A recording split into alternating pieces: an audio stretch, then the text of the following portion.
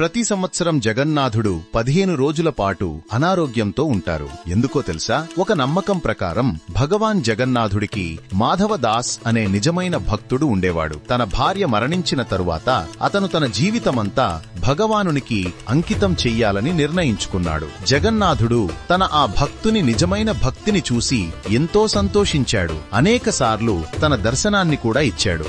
మాధవదాస్ అనారోగ్యానికి గురయ్యాడు. రోగం వల్ల అతని శరీరం క్షీణించింది. అప్పుడు స్వయంగా భగవాన్ జగన్నాథుడు తన భక్తుని సేవ చేశాడు. తరువాత మాధవదాస్కి చైతన్యం వచ్చినప్పుడు ఆయన అడిగాడు, ప్రభూ, మీరు త్రిలోకాల నాథులు అయితే మీరు నా రోగాన్ని ఒక్క క్షణంలోనే నయం చెయ్యగలరు కదా, మరి నా సేవ ఎందుకు చేశారు?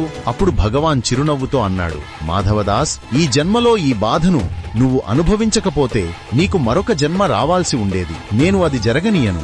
నీకు ఇంకా 15 రోజుల కష్టాలు మిగిలి ఉన్నాయి. కాని ఆ మిగిలిన బాధను నేను స్వీకరిస్తాను. అందుకే భగవాన్ జగన్నాథుడు ప్రతి సంవత్సరం 15 రోజుల పాటు అనారోగ్యంగా ఉంటారని నమ్మకం ఉంది.